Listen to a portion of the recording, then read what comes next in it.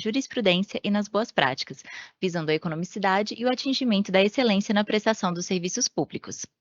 A produção deste evento é resultado do esforço conjunto das coordenações gerais de licitações e contratos, de gestão de pessoas, de gestão documental e serviços gerais, e de arquitetura e engenharia, da Subsecretaria de Administração, com o apoio da Diretoria de Tecnologia da Informação e Comunicação e da Assessoria de Comunicação Social do Gabinete do Ministro.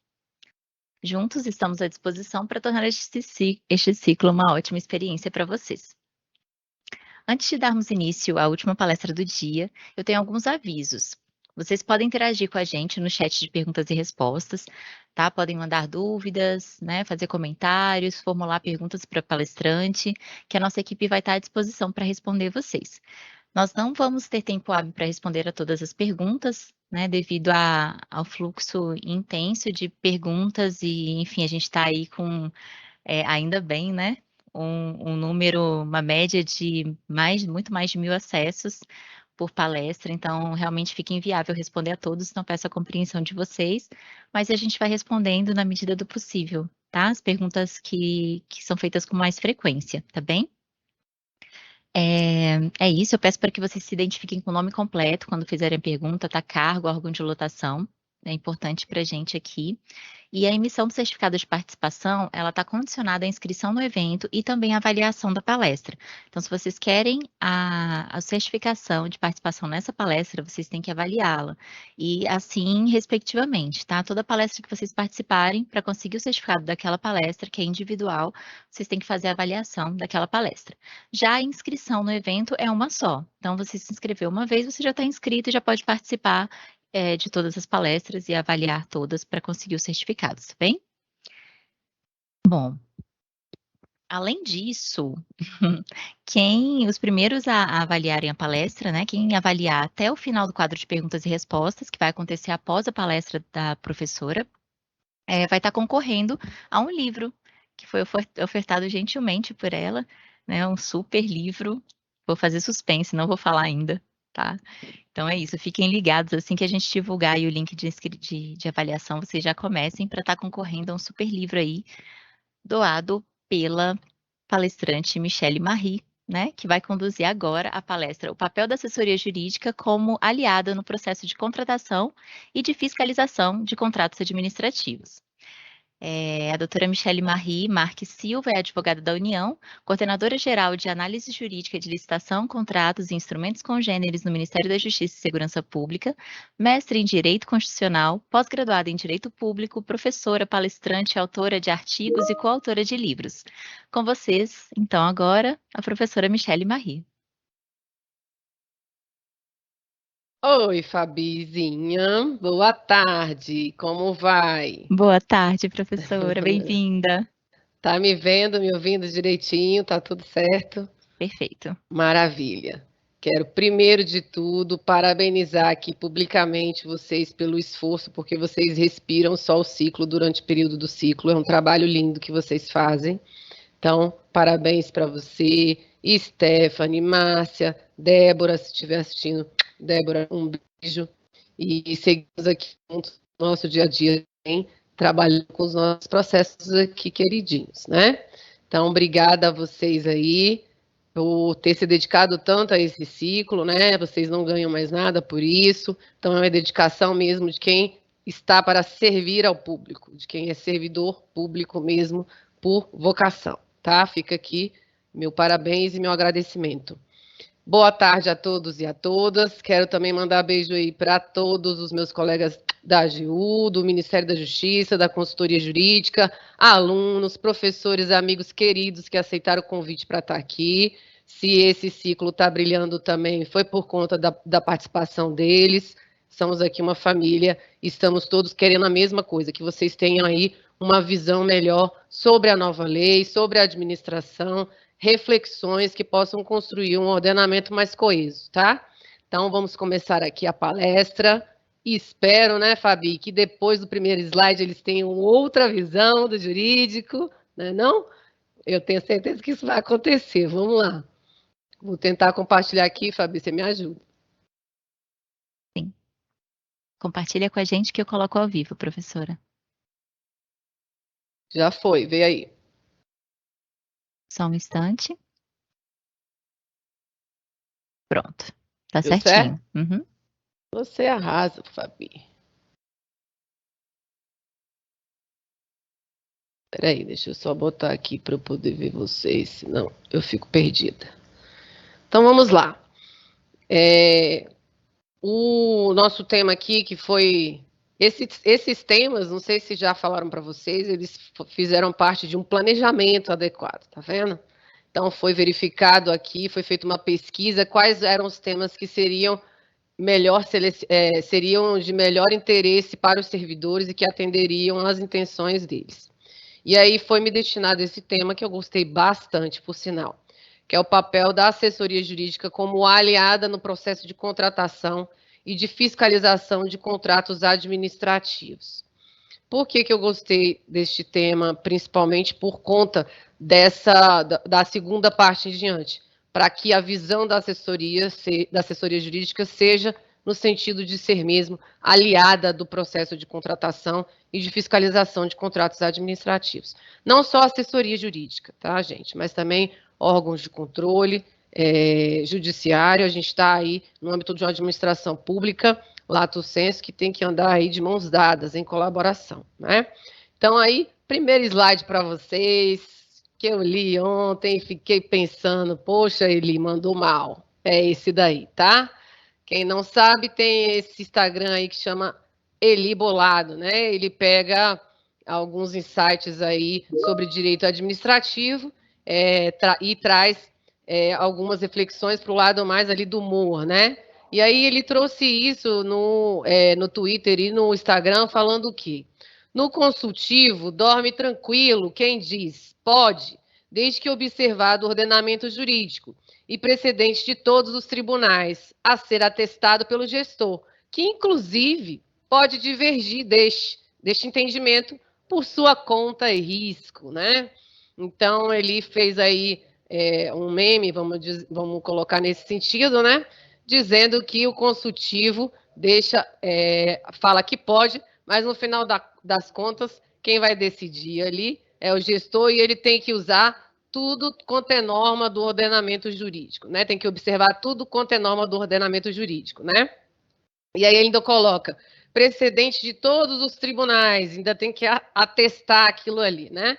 Ele quis dizer ordenamento jurídico como no sentido de conjunto de normas jurídicas sobre diversos temas ali, né? Então, englobando a totalidade dos sistemas jurídicos, né? E aí a gente tem diversos regimes jurídicos ali dentro do ordenamento jurídico. Então, ele quis colocar como se o gestor tivesse que saber tudo de tudo, né, gente? E o consultivo não estivesse ali apoiando ele. Então, será que é isso que acontece? Acho que não, hein? Vamos lá começar, então. A apresentação ela vai se dividir em 3 momentos, tá? Primeiro, a gente vai mostrar a importância do planejamento e da instrução do processo. Segundo momento, a gente vai fazer um link entre a fase de planejamento e a atuação do órgão jurídico e da área técnica, aliado os dois ali para que faça a contratação ser sustentável, tá? Em todas as nuances da sustentabilidade. E, por fim, eu vou dar um panorama para vocês dos pareceres referenciais que a gente tem na consultoria jurídica e manuais, instruções que levam a área técnica a tornar a instrução do processo melhor, tá? Vamos ter esses 3 momentos. O primeiro momento, não tem como não falar de planejamento sem falar de governança. Não vou aqui a fundo na governança. No primeiro dia, vocês tiveram aí essa visão da governança, tá? O professor Paulo Alves aí passou para vocês todas as nuances da governança e tenho certeza que ele teceu a fundo aí tudo que diz respeito à parte de governança, tá?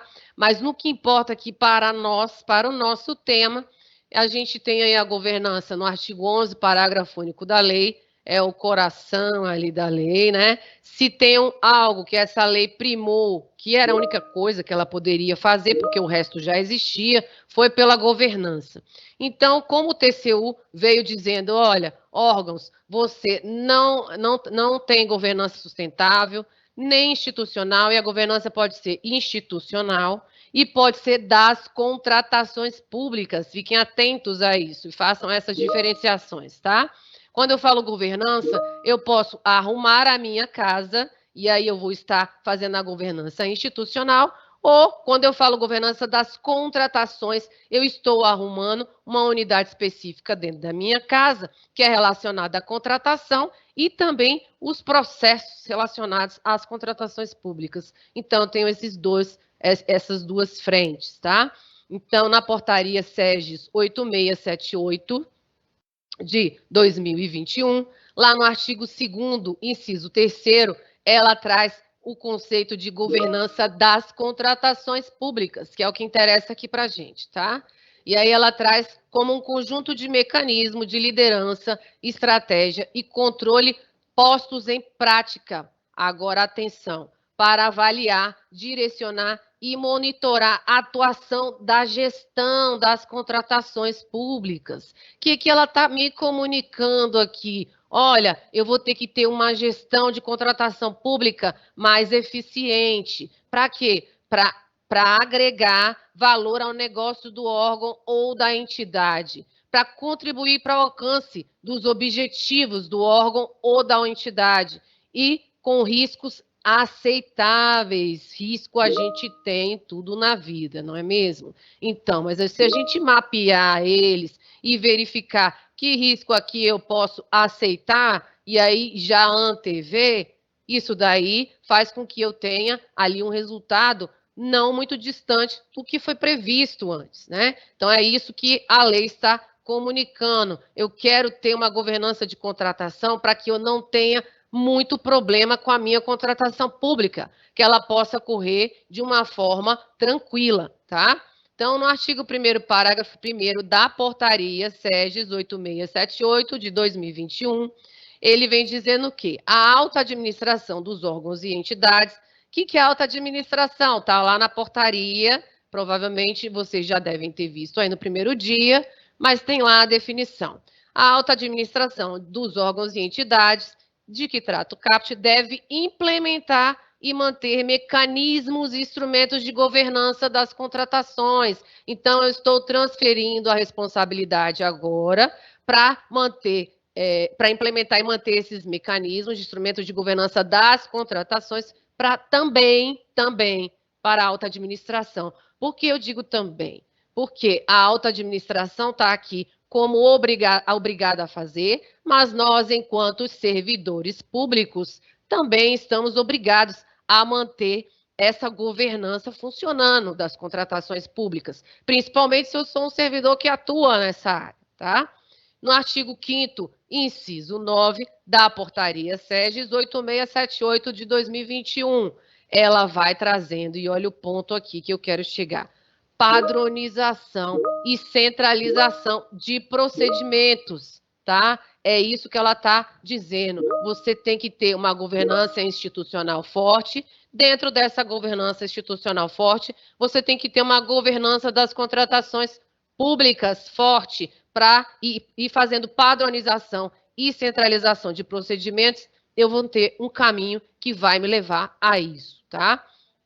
Lá no artigo 16, eu vou ter o quê? Da portaria, tá? Compete ao órgão ou à entidade quanto à gestão de riscos e ao controle preventivo do processo de contratação. Então, aqui eu estou falando de gestão de risco e controle preventivo do processo de contratação pública. E ele está dando competência para quem? Para o órgão ou para a entidade, para ele estabelecer diretrizes para a gestão de riscos e controle preventivo, para ele realizar gestão de risco e controle preventivo do metaprocesso de contratações, tá? E aí ele traz uma definição de metaprocesso.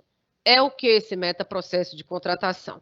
Rito integrado pelas fases de planejamento de contratação, seleção do fornecedor e gestão do contrato, tá? Então, ele está me trazendo 3 fases aqui de metaprocesso de contratação: planejamento, seleção, gestão do contrato, que serve como padrão para que os processos específicos de contratação sejam realizados, tá? Então, guardem isso aqui. Quais são as fases do metaprocesso de contratação pública, que vai servir como padrão para processos específicos. Fase de planejamento da contratação, seleção do fornecedor e gestão do contrato, tá?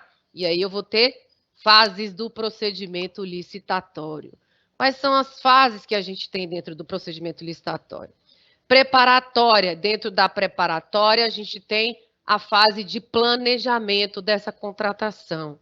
Dentro da fase de planejamento da contratação, eu tenho a instrução do processo, tá? Eu tenho um planejamento alinhado com o plano de contratação anual, que é elaborado a partir das diretrizes do plano de logística sustentável, que deve estar alinhado ao planejamento estratégico do órgão. Ufa, né?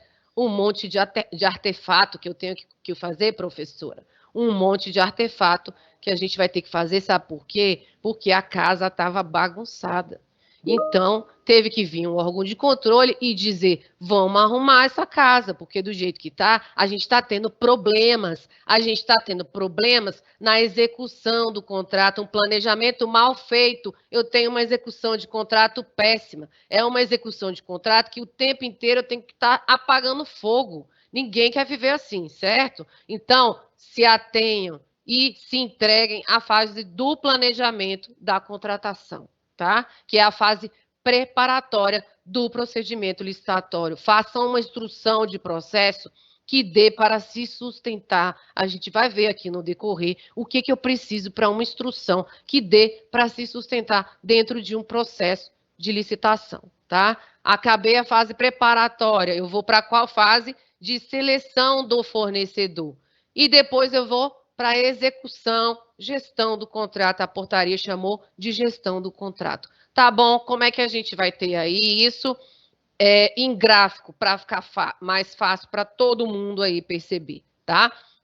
A gente vai ter, olha, um insumo, que é a minha necessidade de negócio. Eu vou escolher uma solução, e aí dentro desse primeiro quadro, a gente teve ali uma área que demandou, né? Então, a gente tem aí o DFD, né? Documento de formalização da demanda. Ah, eu preciso criar dentro do meu órgão uma área específica para demandar?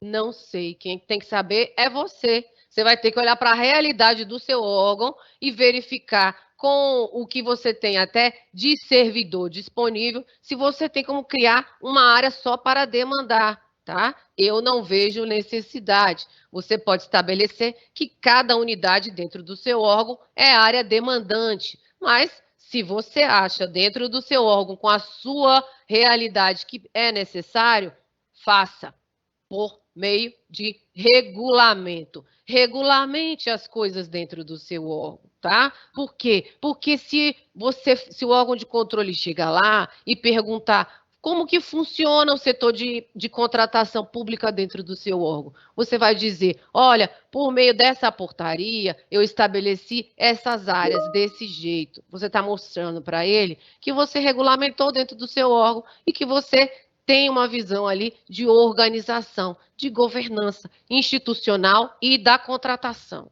tá?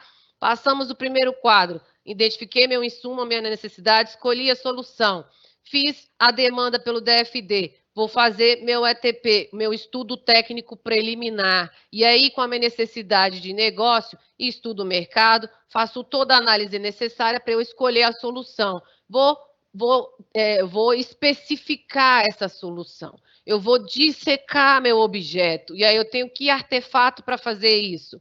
Anteprojeto, se for contratação integrada. Termo de referência, projeto básico, que não é a mesma coisa, está lá na nova lei 14.133 de 2021. Aquela que vai ter vigência a partir de 1º de abril do ano que vem. Para quem não sabe e está atrasado, está bem atrasado, porque se eu for montar um processo para poder fazer pela nova lei, eu tenho que mapear, e olha o planejamento aí, quantos dias eu vou levar para isso, né? E aí eu não posso começar a fazer no dia 1º de abril. Por quê? Porque eu não vou ter tempo suficiente para fazer todos os artefatos. Ou seja, na Vera, vamos usar essa expressão para que possa entender e botar entre aspas, Na verdade, na prática, você vai começar antes a fazer todo o seu planejamento, os seus artefatos, para que você possa lançar uma licitação lá em 1º de abril. Fiquem atentos a isso, tá?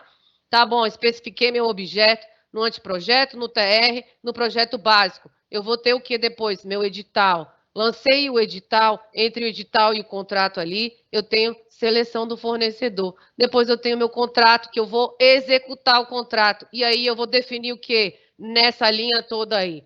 A contratação. Qual é o objetivo da contratação?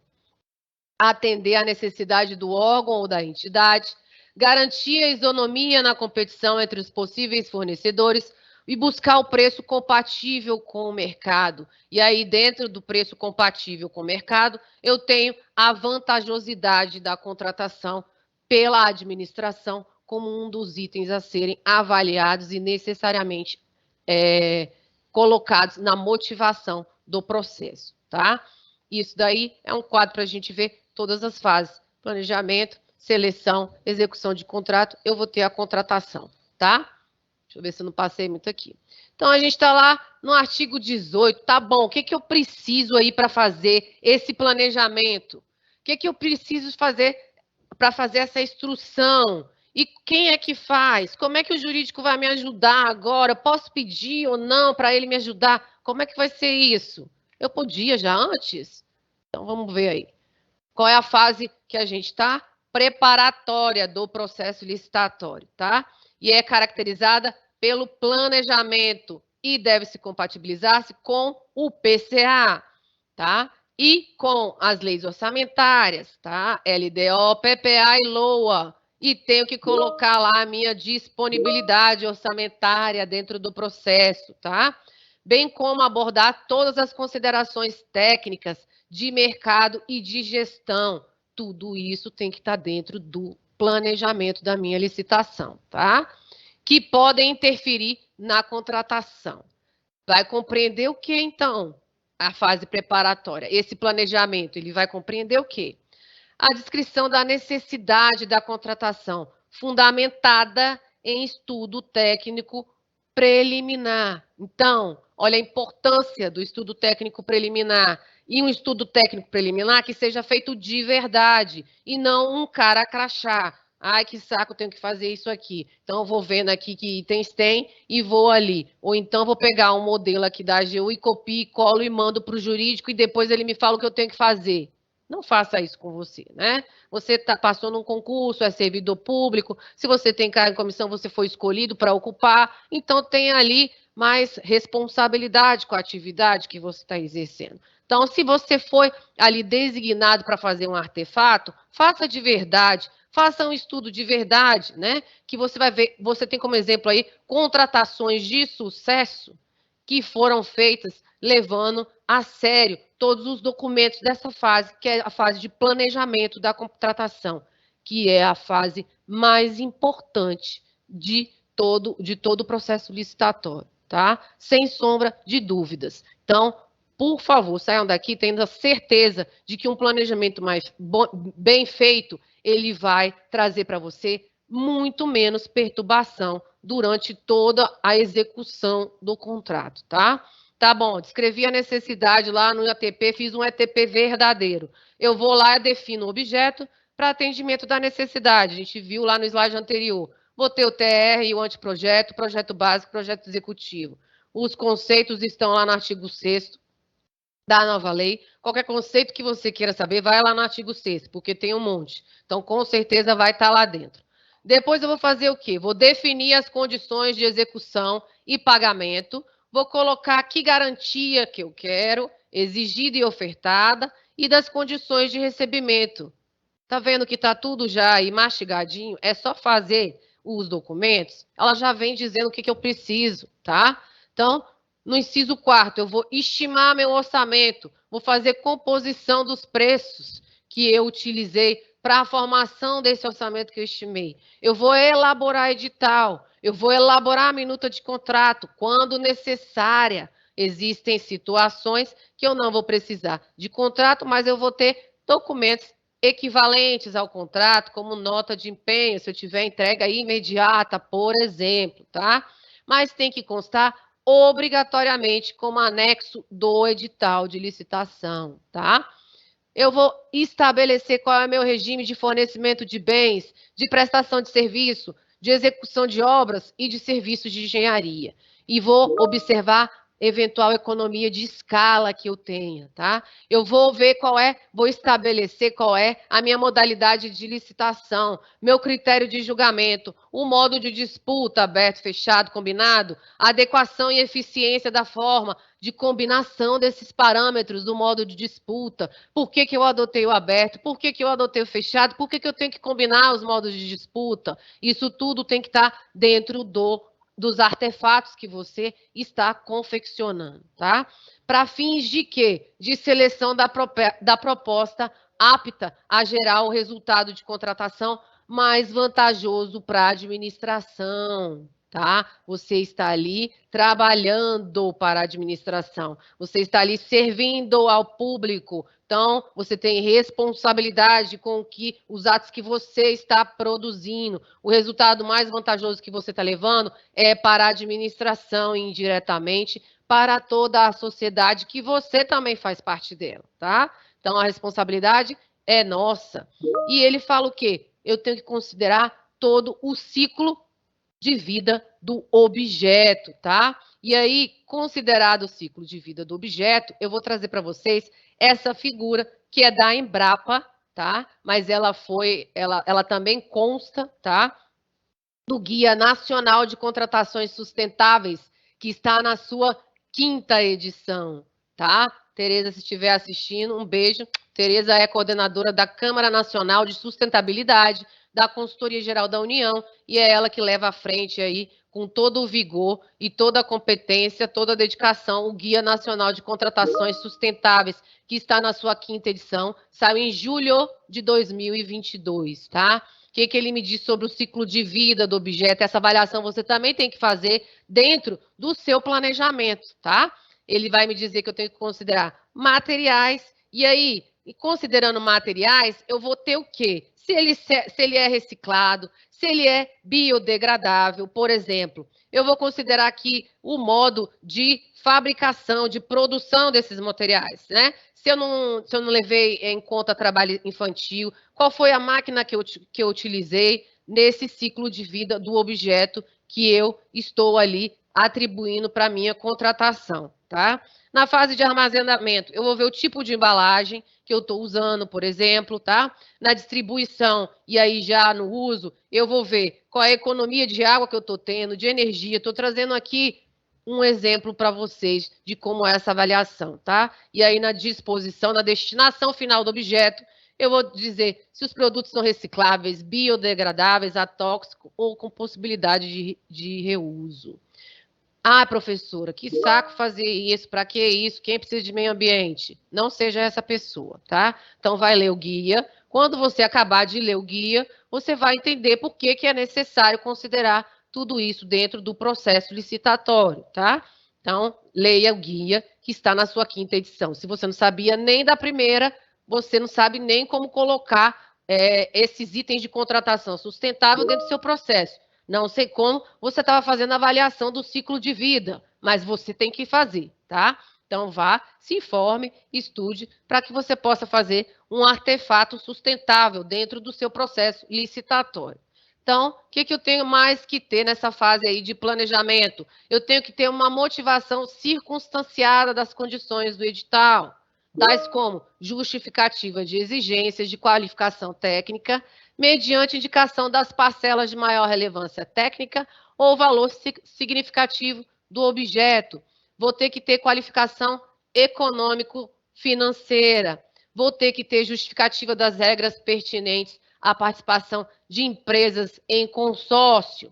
Vou ter que analisar riscos que possam comprometer o sucesso da licitação e da boa execução contratual. Vou avaliar risco sim, porque eu não vou gastar aí um ano planejando um processo para chegar lá no final e a licitação dar fracassada ou deserta. Olha a perda de tempo, olha a perda de recurso público que aconteceu nisso daí. Então eu tenho que sim analisar risco para que eu tenha uma boa execução contratual, tá?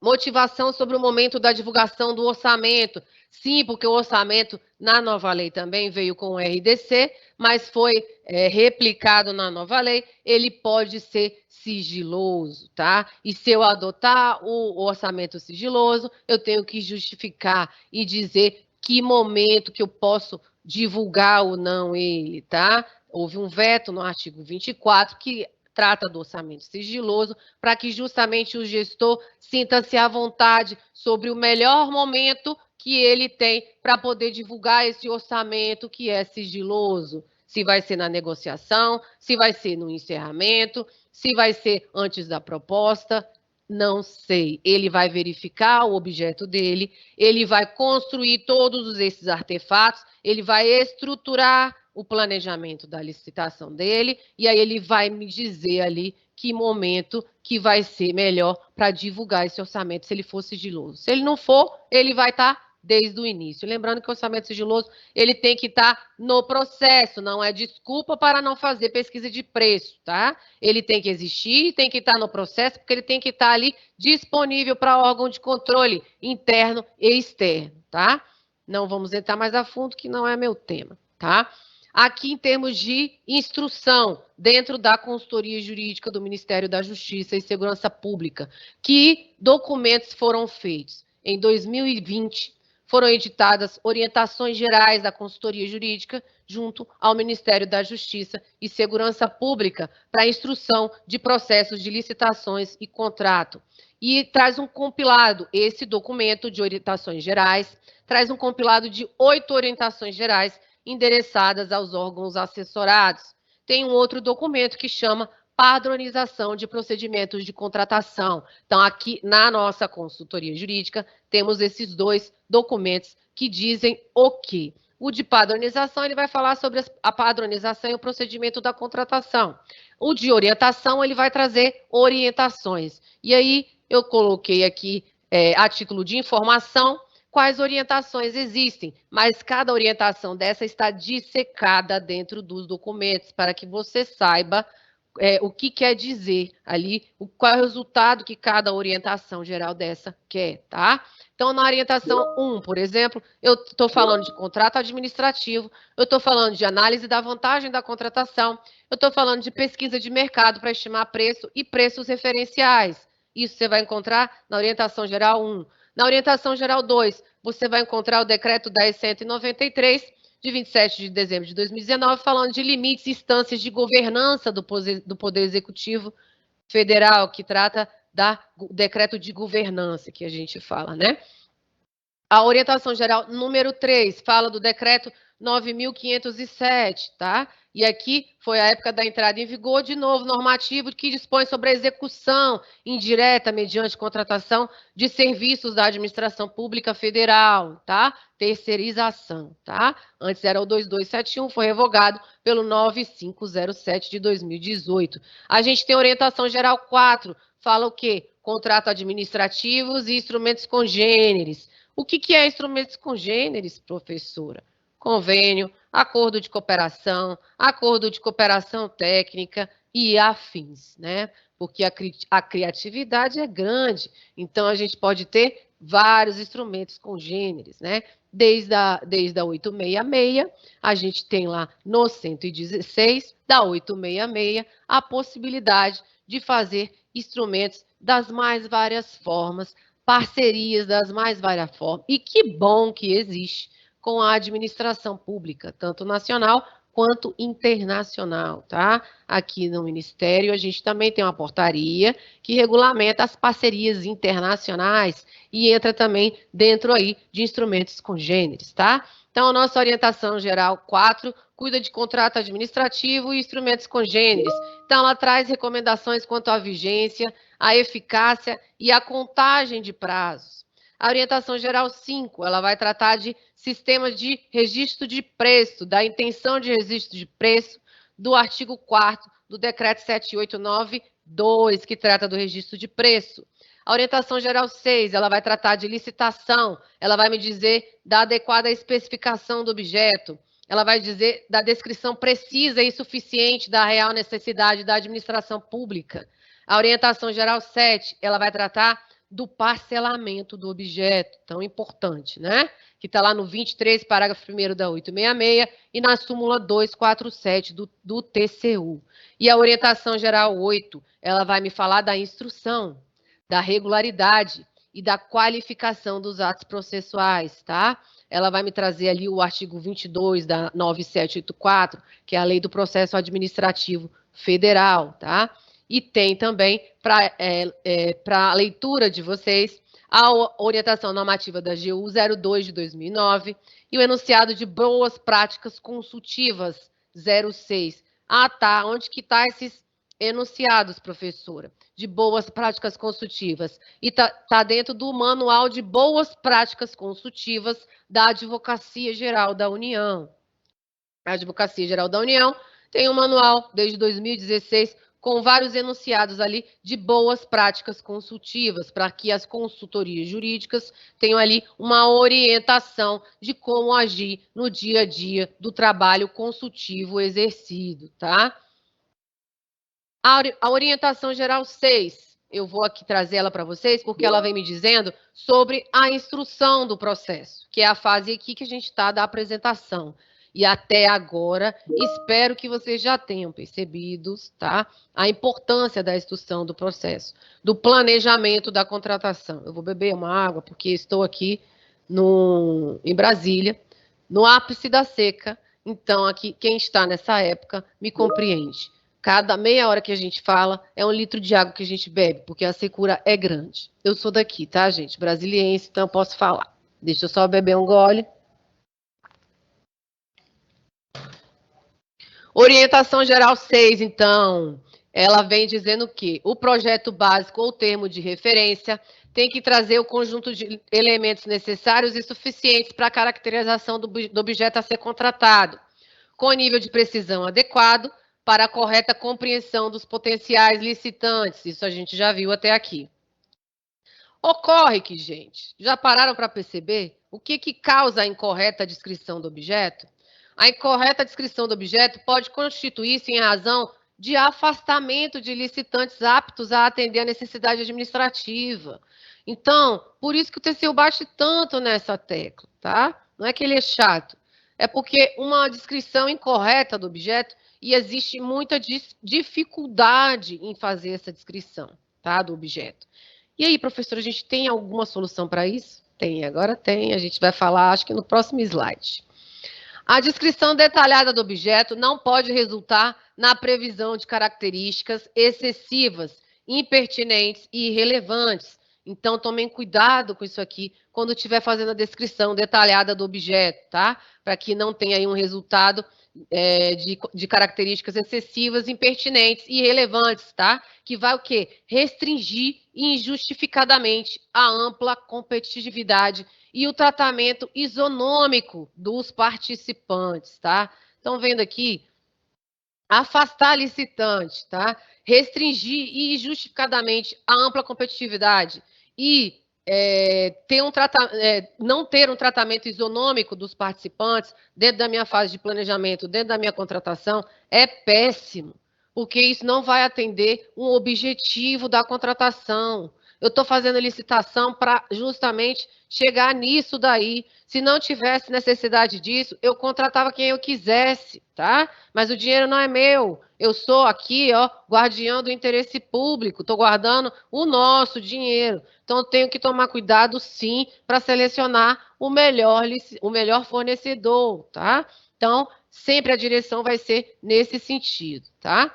O gestor deverá tomar as cautelas necessárias para assegurar que as especificações correspondam àquelas essenciais ao bem, sem as quais não poderão ser atendidas as necessidades da administração. Ele vai evitar detalhes considerados supérfluos ou desnecessários que possam limitar a competição indevidamente. Acabei de falar, tá? Não é objetivo de contratação limitar a competição. Pelo contrário, quanto mais fornecedores vir, quanto mais licitante vir, vai ser melhor para a administração, tá? Como medida excepcional, admite-se indicação de marca, características ou especificações exclusivas, desde que eu justifique tecnicamente por meio de critérios objetivos, seja para fins de padronização, seja para fins de parâmetro ou referência. E aí a gente tem a súmula 177 do TCU, muito bem-vinda, né? Ela vem dizendo que a definição precisa e suficiente do objeto licitado constitui regra indispensável da competição, até mesmo como pressuposto do postulado de igualdade entre os licitantes, do qual é subsidiário o princípio da publicidade, que envolve o conhecimento pelos concorrentes potenciais das condições básicas da licitação. Olha como foi feliz essa súmula, tá? Constituindo, na hipótese particular da licitação, para a compra, a quantidade demandada, uma das especificações mínimas e essenciais à definição do objeto do pregão. Definam o objeto de vocês de forma ali responsável, tá? Vai trazer bons frutos para todo o processo, inclusive para a execução, tá? E aí, olha só, eu não falei para vocês que agora a gente podia ter aí uma possibilidade de melhor definir esse objeto? Por quê? Porque eu não estou aqui no Olimpo enquanto administração e o mercado está lá embaixo. E sou eu que falo aqui, sei de tudo, sei de tudo, e eu vou aqui definir meu objeto sem você, mercado. Mas não é ele que vai fornecer? Será que eu não preciso dele mesmo? Preciso, né? E aí a portaria 8678 de 2021, ela trouxe o quê? Política de interação com o mercado fornecedor e com associações empresariais. Olha que fantástico, andou muito bem a portaria nesse artigo, tá? E aí isso lembra o que para a gente, em termos de nova lei de licitações e contratos? Diálogo competitivo, procedimento de manifestação de interesse, contratação integrada, que vem desde o RDC de 2012, tá, gente? Quem não conhece o RDC, sinto muito, perdeu a oportunidade de usar. Quem pode, né? E quem pode e não usou, sinto o dobro, porque agora você iria sair na frente quilômetros, tá? Porque o RDC está todo dentro da nova lei de licitações e contratos, tá? Mas voltando aqui para o nosso mundo de agora poder interagir com o mercado, e com associações empresariais. O que a portaria traz? Portaria 8678 de 2021. Compete ao órgão e entidade quanto à interação com o mercado e com associações empresariais promover, regular e transparente diálogo, tá? Colocaria publicidade aqui também, publicidade e transparência não são a mesma coisa, né? Se eu faço essa interação com o mercado de forma regular e transparente, qual é o problema de eu perguntar para o mercado, estou aqui licitando esse objeto, o que você tem para me dizer? Né? E trazer isso, internalizar isso, eu vou ter uma evolução, um salto nas minhas contratações, pode ter certeza disso, tá? Promover regular e transparente diálogo quando da confecção dos estudos técnicos preliminares, de forma a se obterem insumos para a otimização das especificações dos objetos a serem contratados. Olha que fantástico isso. Dos parâmetros de mercado para melhor técnica e custo das contratações e das obrigações da futura contratada, sim, porque eu tenho que botar algo nos meus artefatos que seja sustentável, que a contratada consiga cumprir, porque ganha eu e ganha ela, afinal de contas, ela também faz parte da sociedade, né?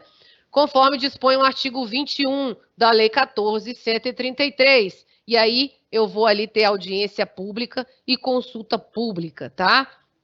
No artigo 21 da 14.133, como meio aí de interação com o mercado fornecedor e com as associações empresariais, tá? Observar a devida transparência acerca dos eventos a serem conduzidos na fase de seleção do fornecedor e respeitar os princípios da isonomia e da publicidade que ele trouxe aqui no inciso 2. Então, agora eu tenho essa interação aí maior, para que eu possa aí ter um objeto melhor definido, melhor especificado, tá? Que se sustente ali dentro do processo licitatório. Vimos essa parte de instrução, foi a primeira parte até agora, deixa eu olhar aqui meu horário, porque daqui a pouco estou recebendo um cartão amarelo, né, gente? Então, essa parte de instrução, já vimos, planejamento. Agora a gente vai fazer um link com a atividade de consultoria. Então, vou trazer para vocês aqui, e isso é importantíssimo que vocês entendam, porque vocês têm que saber o que vocês podem demandar, tá? Então, vou trazer aqui o que é atividade de consultoria, o que é atividade de assessoramento, o que a nova lei trouxe de suporte para você, gestor, para você, fiscal, para você, gestor público, né? Agente público da administração pública, tá? Então, o que é consultoria?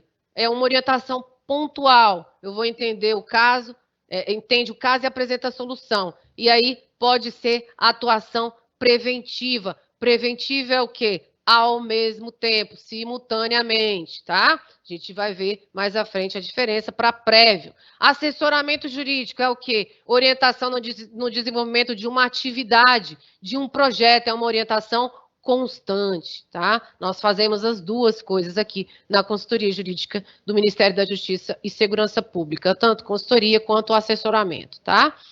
Boas práticas consultivas 45, do Manual de Boas Práticas Consultivas da AGU, nos termos da legislação específica. Gravem muito bem isso, tá? Legislação específica.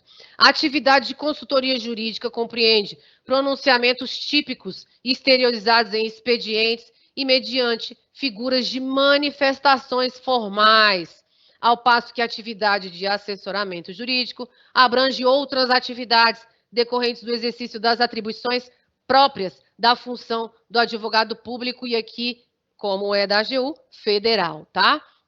A exemplo de orientações jurídicas prestadas em reuniões, por interlocuções telefônicas, por mensagens eletrônicas ou por outros meios de exteriorização de menor formalismo, tá? Conforme também disciplinadas em lei ou norma específica da AGU, tá? Então, a legislação específica aqui e a norma específica aqui é da AGU, tá? Por isso mesmo andou bem mal a nova lei, na minha opinião, em ter trazido os dispositivos tratando de parte de consultoria e assessoramento. Quem vê palestra minha sabe que essa é a minha opinião, tá? Atividade de consultoria e assessoramento da advocacia pública, federal, estadual ou municipal deve ser regulamentada, sim, mas pelos órgãos específicos, por legislação específica, tá? E a AGU já tem há bastante tempo. Nós vamos ver aqui, para a AGU não teve diferença. Vai ter diferença porque a gente vai precisar de muito mais gente, porque agora é assim, né? No Brasil, e aí é cultural, só se sabe que se pode pedir ou fazer alguma coisa se tiver na lei. Se não tiver na lei, eu não sei, não peço, e ali vai indo e a vida vai acontecendo, né? Então agora está na lei, vai se saber que pode, e aí deve, provavelmente, não vou falar que vai, porque só deixando acontecer e na prática para ver. Aumentar a demanda, e se aumentar, vai precisar de mais gente. A diferença que vai acontecer é essa, no âmbito federal, tá? Porque, como eu vou dizer agora, a gente já tinha todas as previsões trazidas pela nova lei de licitações e contratos, tá? Artigo 1º, inciso 1 e 2 do Estatuto da OAB, Lei 8.906 de 94, são atividades privativas de advocacia, postulação a órgão do Poder Judiciário e aos juizados especiais, consultoria, assessoria e direções jurídicas. Então, aí a gente tem como atividade privativa de advocacia. Primeira legislação específica no âmbito da AGU, tá? Lei Complementar 73, que é de 93, tá? Então, desde 93, ela já existe a lei orgânica da AGU. Artigo 1º, parágrafo único, tá?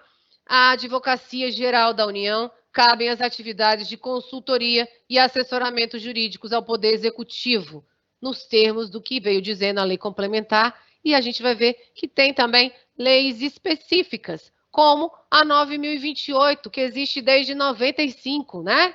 Lei 9.028, de 12 de abril de 95, tá? Aí a gente vai para os artigos 21 e 22, para que vocês vejam que ali já teve um direcionamento para a defesa, tá? Do servidor desde 95, tá bom? A gente tem uma ação direta de inconstitucionalidade, a 2888, com relação a essa lei. Ela foi aí extinta transitou em julgado em 23 de fevereiro de 2022, foi extinta por falta de interesse de agir, tá? Então a lei está aí, não é inconstitucional. No artigo 22, que é o que eu destaquei aqui para a gente, da Lei 9.028, que existe desde 95, ele vem dizendo que a Advocacia Geral da União e os seus órgãos vinculados nas respectivas áreas de atuação ficam autorizados a representar judicialmente. Quem?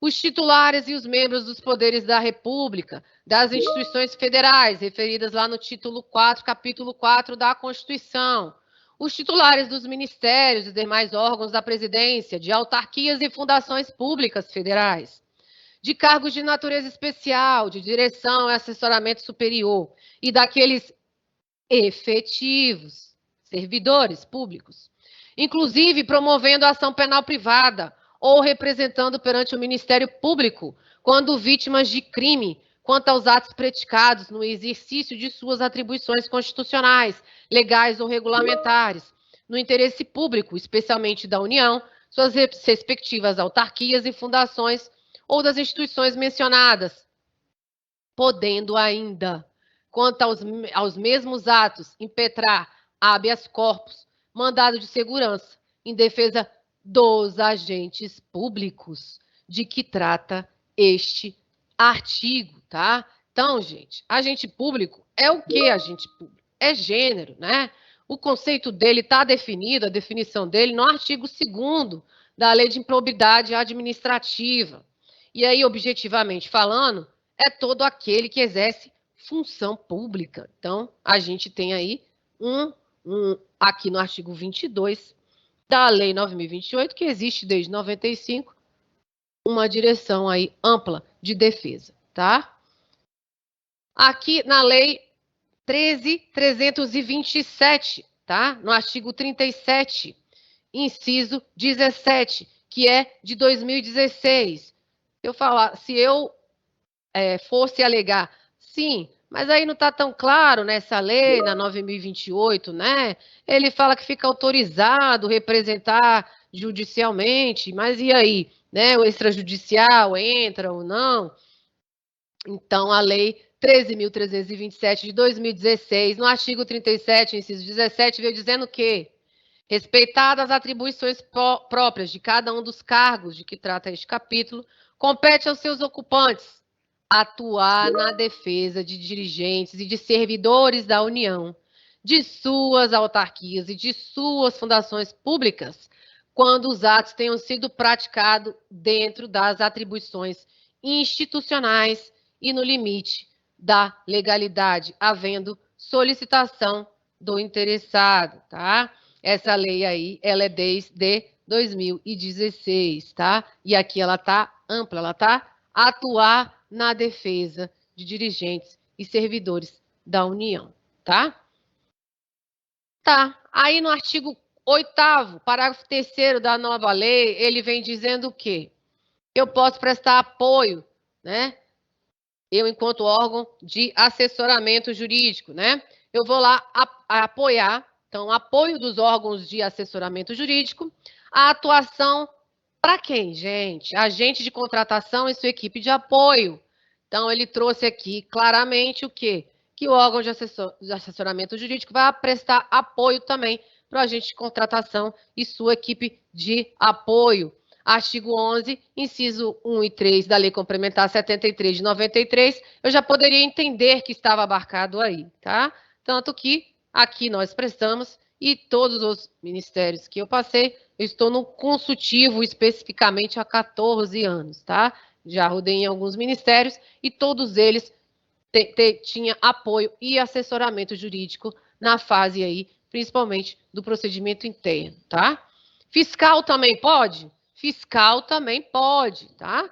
Por quê? Porque agente de contratação, equipe de apoio, fiscal, está dentro do conceito aí que a lei trouxe de agente público. E aí, para a lei, o agente público é quem? Conjunto de pessoas que a qualquer título, exerce função pública como preposto do Estado. Está lá no capítulo 4, título 1 da nova lei, capítulo que ela intitulou ali de agentes públicos, tá? Então, esse apoio aí, ele é abrangente, tá? Fiscal também vai receber apoio do órgão de assessoramento jurídico, tá? E aí, o artigo 117, parágrafo 3º da nova lei, ele vem dizendo que a execução do contrato deverá ser acompanhada e fiscalizada por um ou mais fiscais dos contratos. E eles são representantes da administração, tá? E aí eu quero aqui uma atenção de vocês, porque, olha só, faz sentido para vocês, e aí até enquanto considerando a teoria do órgão, e aí dentro do direito administrativo, a gente tem a teoria do órgão, que é o quê? A administração pública, ela não tem vontade, ela não tem ação própria, é óbvio, né? Ela é um ente ali, né? A administração pública. Então, ela age por meio de quem? Dos agentes que estão ali. Por isso eu faço concurso público, para selecionar ali o melhor agente que vai ali falar pela administração, tá? Esses agentes vão desempenhar as suas atividades, tá? Ao desempenhar atividades deles, eles desempenham a atividade da própria administração, como se ele tivesse ali representando mesmo a vontade da administração. Então, faz todo sentido eu colocar aqui que na execução do contrato, eu tenho aqui fiscal do contrato representando a administração, certo? Que a administração, como um ente que não tem ação, não tem vontade própria, ela precisa de alguém para representar. Faz sentido que essa pessoa seja defendida? Faz todo sentido. Então, não é algo novo. E não teria que ser dentro da nova lei, tá? É algo que já deveria existir e faz parte da atribuição de ser advogado, seja público ou seja privado, tá? Então, se não existia, está errado. Se eu precisei colocar na lei para que você saiba que existe, o errado é você, que precisa de uma lei para te dizer como você vai trabalhar com as suas atribuições, tá? Seguindo aqui, eu tenho na execução do contrato que acompanhar e fiscalizar um ou mais fiscais dos contratos, representantes da administração. Eles vão ser especialmente designados conforme requisitos estabelecidos no artigo 7º da lei, que está lá, vocês leem. Ou pelos respectivos substitutos, permitida a contratação de terceiros para assisti-los e subsidiá-los com informações pertinentes a essa atribuição. Então, eu posso sim contratar terceiros ali para me ajudar na minha atividade de fiscalização. O fiscal do contrato vai informar os superiores em tempo hábil para a adoção de medidas convenientes, a situação que demandar decisão ou providência que ultrapasse a sua competência. Vamos pegar esse parágrafo aqui. É atribuição, a lei está mandando, ela está dizendo que é sua atribuição fiscal. Informar para o seu superior em tempo hábil que medida você adotou ali para poder sanar aquela irregularidade. Você vai levar a situação ali, a situação que demanda decisão ou providência que ultrapasse a sua competência para o seu superior. Esse momento é um momento que eu posso solicitar assessoramento, por exemplo. Porque se eu tiver que tomar uma decisão, uma providência que seja jurídica, e aí a gente está falando de atividade jurídica, o órgão de consultoria é técnico jurídico. Se eu tiver necessidade ali de uma manifestação jurídica, esse é o momento para você solicitar essa manifestação, tá? E aí o órgão de assessoramento jurídico podia antes devia antes e deve agora prestar o assessoramento que você necessita para tomar a melhor decisão, tá? Parágrafo 3º, o fiscal do contrato vai ser auxiliado pelos órgãos de assessoramento jurídico e de controle interno. Então, também posso demandar o controle interno. Pode ser algo que seja afeto à área do controle, e aí eu vou pedir opinião, porque o parecer é opinativo, para o assessoramento jurídico e para o controle interno, para que eu, gestor, possa tomar a melhor decisão, tá? Veja que tudo se encaixa, tudo é encadeado dentro do processo administrativo, tá? Que deverão dirimir dúvidas e subsidiá-lo com informações relevantes para prevenir riscos na execução contratual, tá? Então, eu tenho atribuição agora não, já tinha e tenho agora mais específica na nova lei, tá? E estados e municípios, como é que fica, professor? Aí tem, como o evento é aberto, tem muito estado e município assistindo a gente. Obrigada pela presença de vocês. Obrigada a todos pela presença hoje, nessa tarde, né? Sei que não é fácil, nós temos uma vida aí extremamente estressante e pesada dentro da administração. Quem fala que servidor público não trabalha, não conhece a realidade da administração. Hoje a gente tem uma administração extremamente complexa, que demanda rapidez em decisões, que demanda rapidez em produção de processos. Então, a gente tem aí um trabalho, sim, diário e grande, tá? Então, parabéns a todos que vocês estão aqui nesse momento, 5 horas da tarde, assistindo aí a palestra, se capacitando para melhor servir ao seu público, melhor servir à sua sociedade, tá bom? Então, estados e municípios. Municípios sem procuradorias próprias podem contratar profissional para fazer a defesa? Isso é bem polêmico, tá, gente? Vou trazer para vocês aqui duas frentes de opiniões e aí vocês olhem aí como tá aí na Constituição do Estado, tá? Pode ser que ali na Constituição do Estado tenha definição. E se tiver, você tem que obedecer o que está ali na Constituição de cada Estado, tá? O que importa para a gente é que a Constituição traz o quê? Que são funções essenciais à justiça, as funções exercidas nas procuradorias de Estado, do DF, pela AGU, são funções essenciais à justiça, as procuradorias também municipais, tá? Então, o artigo 131 ali trata da AGU, o 132 vai tratar de procuradores estaduais e do DF, isso da Constituição, a Constituição aí ela não tratou das procuradorias municipais, né? Então, talvez ali ela quisesse deixar para que fosse ali tratado pelo município, ou pelo Estado, enfim, ou na lei orgânica do município, ou na Constituição do Estado, que seja, tá? Não vamos entrar aqui no mérito de eventual constitucionalidade ou não do tratamento disso. Mas a primeira ação que tem que ser feita é olhar aí a Constituição do Estado, a lei orgânica do município, para saber se tem esse tratamento dentro dessas normas, tá? E aí a gente teve um acórdão, que é o 1053, agora de 2022, do Tribunal Pleno, do Tribunal de Contas do Estado do Paraná, que ele trouxe o quê? Parecer jurídicos em procedimentos licitatórios ou contratações diretas sejam elaborados pelos procuradores jurídicos concursados, titulares de cargos efetivos, tá?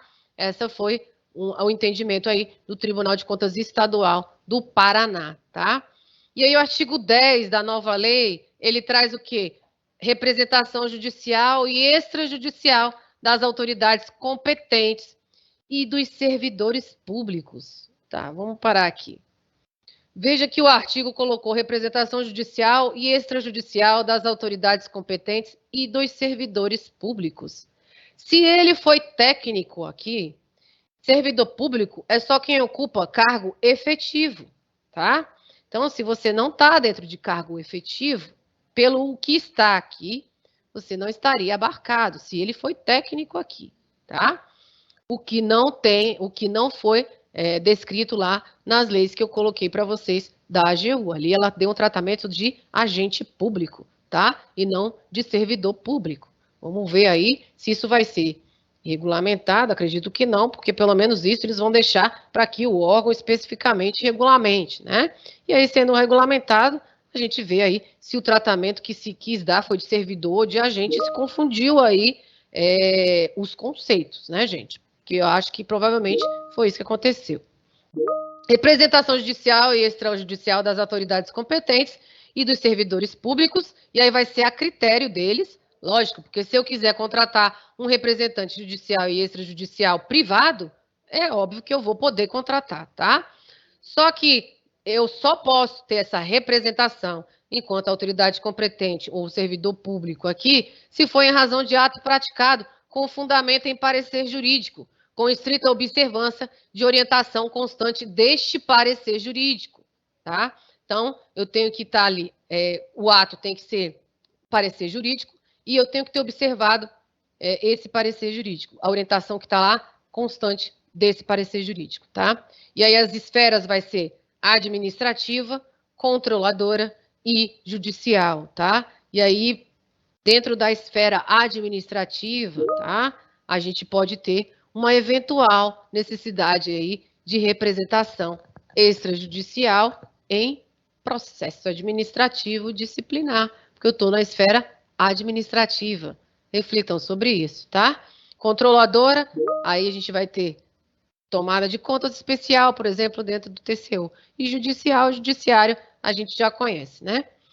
Tá, professora, mas e aí? O que é um parecer, né? Eu falei aqui, ó, nesse slide, né? Cadê? Aqui, em razão de ato praticado com fundamento em parecer jurídico, com estrita observância de orientação constante em parecer jurídico. E o que é um parecer? Os agentes administrativos emitem opiniões sobre matérias submetidas para sua apreciação. Objetivamente falando, seria isso. Tá vendo aqui que eu coloquei que emite opinião, né? Tá, então eu trouxe um ponto aqui para vocês, relevantíssimo, tá? E a gente vai voltar lá no slide do Eli Bolado, né? Eu tenho um parecer, e aí eu vou ler aqui primeiro a BPC 19, né? Que é boa prática consultiva, que está no Manual de Boa Prática Consultiva da AGU. 19, qual é o enunciado dela? Se a consulta possibilitar mais de uma solução jurídica igualmente plausível e sustentável, convém que a manifestação consultiva leve ao conhecimento do consulente também o entendimento jurídico alternativo e sua respectiva fundamentação. Beleza? O que quer me dizer isso aí? Que ponto que eu quero que vocês reflitam aqui, tá? E aí eu falei que a gente ia voltar no slide lá do Eli Bolado, tá? Foi submetida a uma consulta ao órgão de assessoramento e consultoria jurídica, tá? E aí, dentro dessa resposta a essa consulta, ele viu que tem mais de uma solução jurídica igualmente plausível e sustentável. Então, eu, enquanto advogado público, estou vendo que tem mais de uma solução, eu vou levar ao conhecimento do consulente essas duas alternativas. Então, eu falo, olha, gestor, você pode ir por este caminho e o seu risco vai ser esse. Você pode ir por este outro caminho e o seu risco vai ser esse. Mas você tem fundamentação jurídica para os dois caminhos, tá? Eu posso dizer ainda que eu, enquanto órgão consultivo da AGU, estou vinculada a entendimento do meu órgão, que uniformiza os entendimentos das consultorias, que é quem? O DECOR aqui para a gente, que é uma unidade dentro da Consultoria Geral da União, tá? É um departamento que uniformiza os entendimentos das consultorias. Então, veja, no meu parecer, eu coloquei, tem esse entendimento que é sustentável e é o entendimento que eu tenho que adotar. Então, minha opinião, obrigatoriamente, sobre a questão que você me submeteu é esta, porque eu estou vinculado a este entendimento, beleza? Mas, gestor, eu tenho outra solução jurídica aqui para você, e é plausível e sustentável e tem fundamentação jurídica. E é essa daqui. E como é você que vai decidir, e a manifestação jurídica pode ser facultativa, quando eu não estou obrigado a emitir, e ela pode ser obrigatória, se a lei me obriga a emitir. E aqui eu estou numa manifestação que é facultativa, então, gestor, você vai decidir de acordo com a opinião que eu estou te dando. Eu estou te trazendo duas opiniões.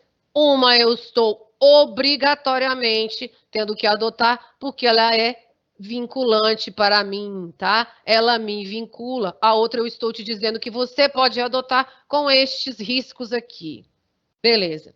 Se o gestor foi pelo caminho 2 e ele adotou a opinião 2, com essa fundamentação jurídica que eu falei que era possível, vendo os riscos que seriam possíveis, ele vai ser defendido? Judicial e extrajudicialmente? Porque eu botei ali que a opinião que me vincula era outra. Eu posso considerar que nessa situação ele também vai ter que ser defendido, de acordo com o que está aqui na lei, representação e judicial e extrajudicial, em razão de ato praticado com fundamento em parecer jurídico, com estrita observância de orientação constante em parecer. Eu acredito que sim, tá? Porque eu estou ali orientando e dando duas soluções plausíveis e estou dando fundamento jurídico para ele, tá? Só que aí, como é que a gente vai compatibilizar isso? Eu deixo para reflexão de vocês, que eu sempre gosto de deixar algo para reflexão, né? Porque se eu estava vinculada ao entendimento do meu órgão de uniformização, que era X, e aí eu tenho ali uma opinião que era vinculada ao entendimento do órgão e outra que eu dei como possível e disse que a fundamentação jurídica era sustentável, eu vou fazer a defesa porque ele adotou a segunda, mas indo contrário ao entendimento que eu estaria vinculada, tá? Então, fica para reflexão aí, para a gente poder já ir trabalhando, já que a gente não pode usar a lei. A gente vai trabalhando com os dispositivos que ela tem, né? E aí, sobre o parecer ser vinculante ou não, né, gente? Sobre a manifestação jurídica ser facultativa ou opinativa. Eu peguei aí no STF esse agravo regimental no habeas corpus 155020, tá? Foi publicado em 5/11/2018, que ele fala aí nesse trecho do voto o seguinte: por outro lado, a manifestação levada a efeito foi de natureza meramente opinativa e, portanto, não vinculante para o gestor público, o qual pode, de forma justificada, adotar ou não orientação exposta no parecer, ou seja, o parecer tem natureza obrigatória, porque ali foi emitido com base no 38.6 da 866, então ele tinha natureza obrigatória, porém ele não é vinculante, tá? Trouxe essa decisão para vocês, que foi decorrente aí de uma inexigibilidade, fora das hipóteses legais do 89, da 866, tá? Então, aí era uma questão penal, né? Ele considerou que não, que estava ausente o dolo específico aí e não penalizou o parecerista, tá? Então, cada vez mais a gente tem no âmbito também sancionatório do direito público sancionador um caminho aí para considerar o dolo específico na conduta do agente, o que é ótimo, né, gente? Na minha opinião. Então, a boa prática consultiva 7, qual é o enunciado dela? A manifestação consultiva que vai adentrar em questão jurídica com potencial de significativo reflexo em aspecto técnico deve conter justificativa da necessidade de fazê-lo, evitando-se posicionamentos conclusivos sobre temas não jurídicos, tais como os técnicos, administrativos ou de conveniência ou oportunidade, podendo-se, porém, sobre estes emitir opinião ou formular recomendações, desde que enfatizando o caráter discricionário do seu acatamento. O parecer jurídico, ele é técnico-jurídico, tá? A área técnica do órgão, a área técnica da unidade, ela tem capacidade para falar sobre o aspecto técnico da coisa, tá? E aí vou trazer um exemplo para vocês. Uma vez trabalhando com um colega, olhando a manifestação dele, eu era coordenadora geral, então eu ia provar a manifestação dele, ele trouxe um ponto relacionado à contabilidade pública. Falou, isso aqui está errado, porque na contabilidade pública é assim, assim, assado. Falei, olha, isso daí é técnico administrativo, não é algo que a gente tenha que apontar. Você pode recomendar. Aí ele virou e falou assim, não, mas eu não posso olhar, sendo contador, e ver que está errado, e não apontar. Aí eu olhei para ele e falei, você pode ser contador, mas você não está contador. Você está advogado público. A função que você exerce é de advocacia pública aqui. Você está opinando técnico juridicamente. Ok você ser contador? Ótimo até. Você vai recomendar na sua manifestação para que a área técnica avalie. Até porque lá ele pode também ter um contador que vai achar que é outra história e vai fundamentar dentro do processo, tá? Então, não fiquem aí sofrendo e gastando energia com algo técnico administrativo, que não é jurídico, tá? Porque se você adentrar nessa seara, você vai trazer responsabilidade para você.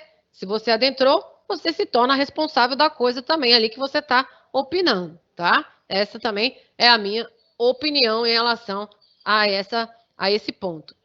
E aí a lei trouxe algo muito curioso, lá no artigo 10, parágrafo 1º. Ela trouxe como exceção para fazer a representação judicial e extrajudicial a prova da prática do ilícito doloso. Se eu tiver a prova da prática do ilícito doloso, eu não vou ter essa representação, eu não vou poder ser defendido.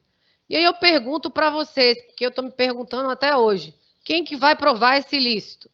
Sou eu que vou olhar e dizer, tem um ilícito doloso aqui, eu não vou te defender?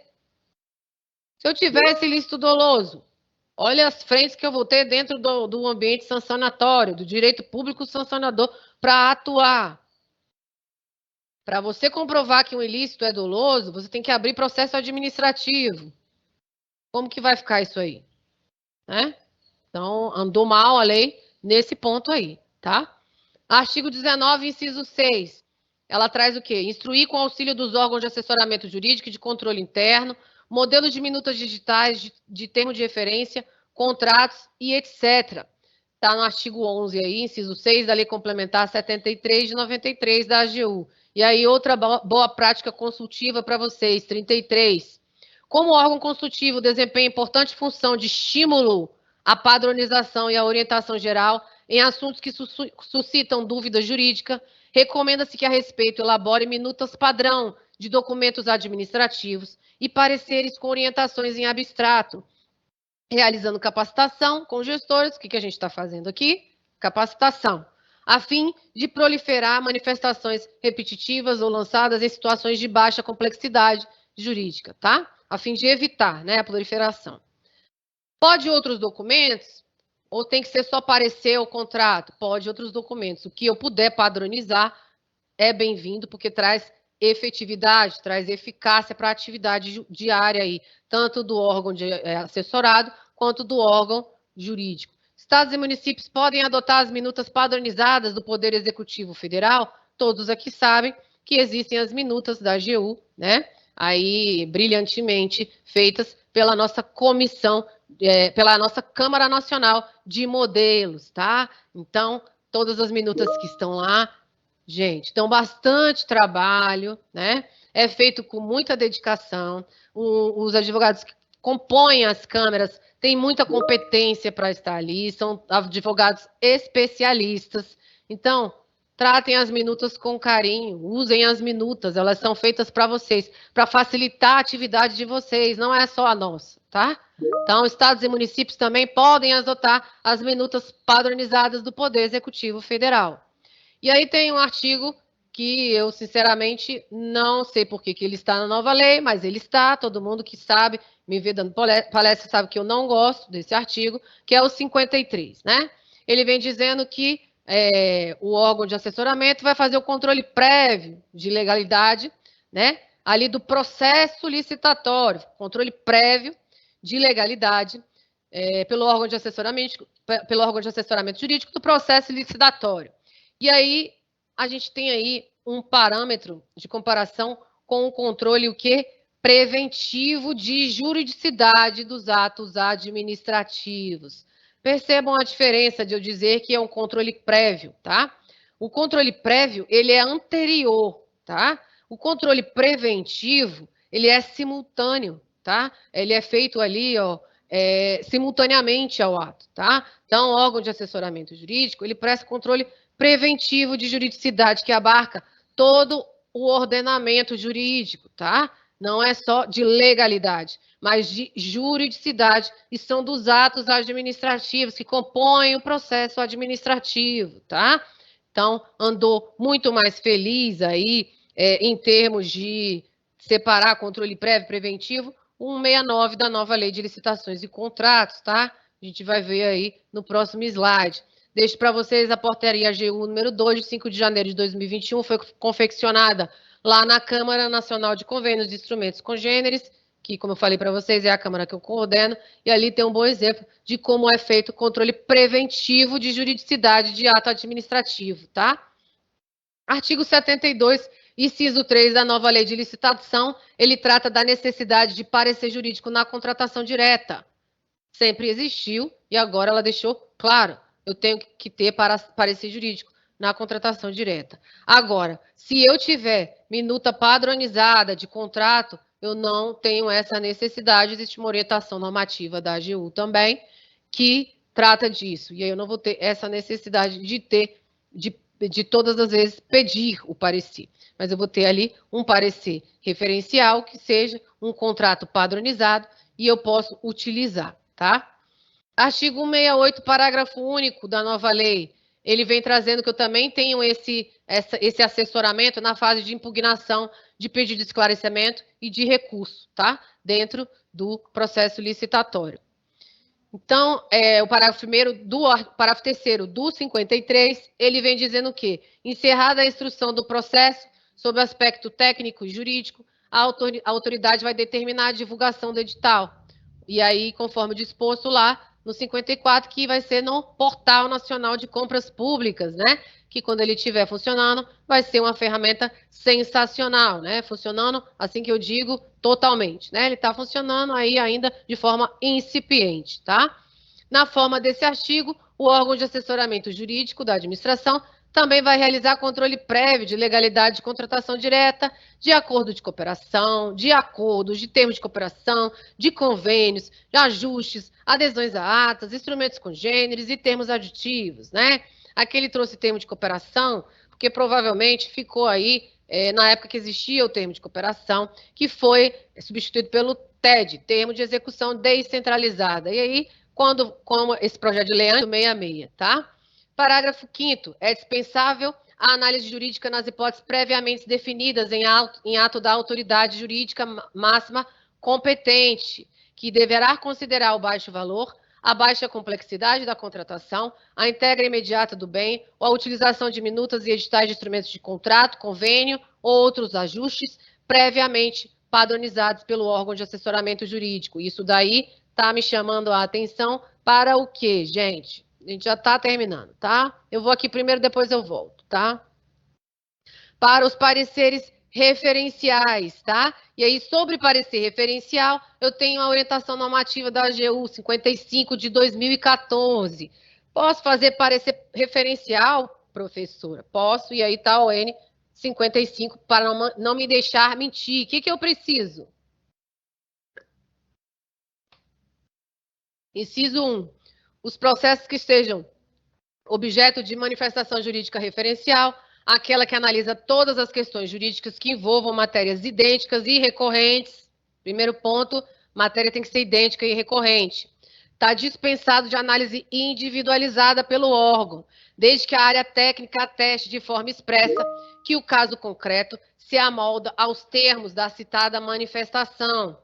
Segundo ponto, para elaboração de manifestação jurídica referencial, devem ser observados quais requisitos? Volume de processo em matérias idênticas e recorrentes a impactar, justificadamente a atuação do órgão consultivo, ou a celeridade dos serviços administrativos. Exemplo, um programa que o Ministério vá viabilizar, que dali vá resultar 300 convênios. É impossível que o órgão consultivo tenha capacidade, com 5 advogados, que é o que a gente tem aqui hoje, de analisar 300 convênios, né, no tempo que é necessário para fazer essa análise, tá? A atividade jurídica exercida se restringir à verificação do atendimento das exigências legais a partir das simples conferências de documento. Então, para parecer referencial, eu tenho 2 requisitos, tá? O volume de processo com matéria repetida, a natureza da atividade jurídica, de mera verificação de atendimento às exigências legais a partir da conferência de documentos. Quando você, órgão técnico, unidade técnica, for solicitar parecer referencial, isso daqui tem que estar aí na sua nota na sua nota técnica, tá? Que volume de processo que você vai ter, porque você está me pedindo parecer referencial e eu preciso justificar o volume. E você que vai ter que me dizer que volume de processo você vai ter. Eu posso identificar que a matéria é repetida, mas o volume você vai ter que me dizer, tá? A natureza da atividade jurídica de mera verificação de atendimento às exigências legais.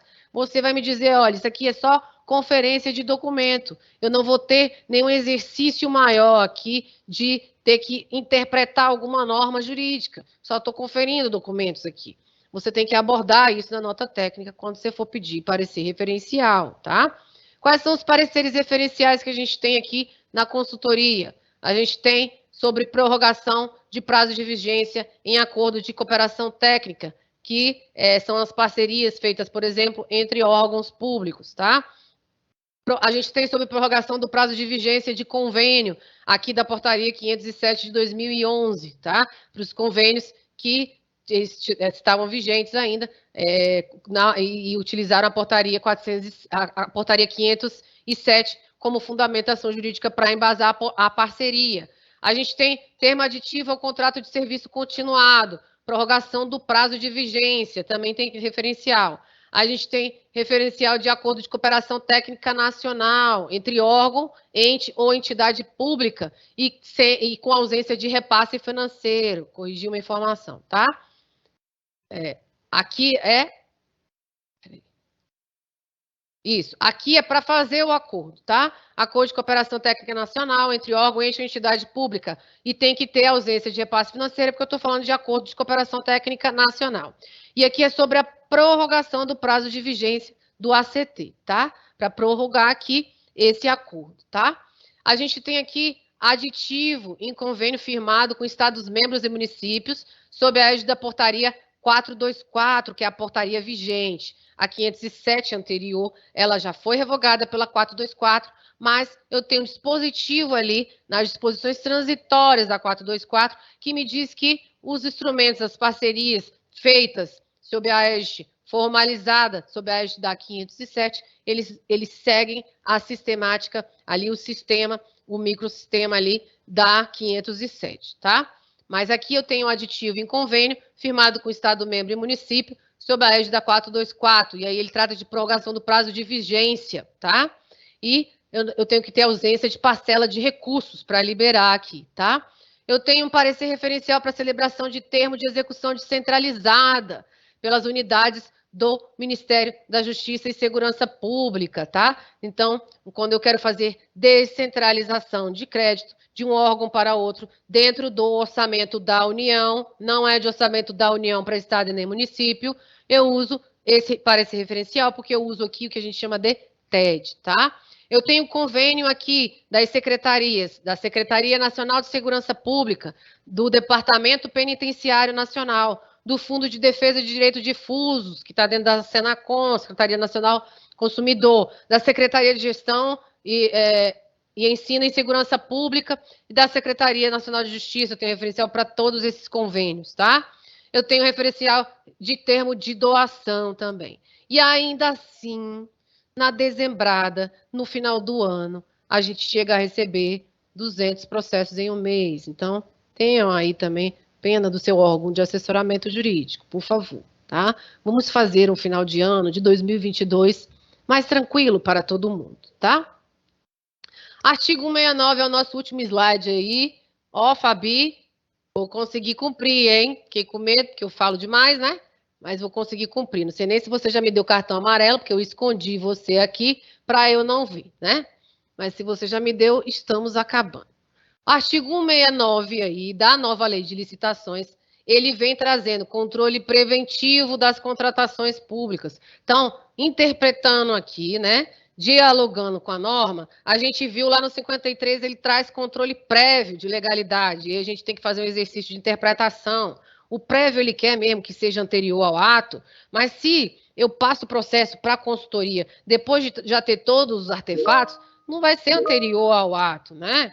Vai ser simultâneo, então ele é preventivo. Então, assim, né, aqui ele usou preventivo das contratações, então ele já está falando que é um controle simultâneo aí, né, ao mesmo tempo, das contratações. Então, ele já está dando uma amplitude maior, né, de metaprocesso aí de contratação, tá? Então, aqui, como eu estou com a incumbência no 69 aqui de fazer análise de risco, de fazer esse controle preventivo, ele trouxe na primeira linha de defesa ali do ato, né? De levar para essa direção de análise de risco. Vai ser exercida por servidores e empregados públicos, agentes de licitação e autoridades que atuam na estrutura de governança do órgão ou da entidade, tá? A segunda linha de defesa é exercida por análise feita por unidades de assessoramento jurídico e de controle interno do próprio órgão ou entidade. E a terceira linha de defesa é feita por órgão central de controle interno da administração e pelo Tribunal de Contas. Existe uma série de discussões em relação a cada linha dessa. A gente não vai adotar, não vai aprofundar aqui, porque não é do nosso tema, mas eu quis trazer para você essa interpretação de que no 69 ele fala de preventivo das contratações, no 53 ele fala de prévio, né, da legalidade do processo de licitação, né? Então, o que ele está querendo me comunicar com isso aí? E aí, por fim, a gente tem, olha, Fabi, certinho, hein? A gente tem a súmula 473 do STF, e aí é a autotutela da administração, tá?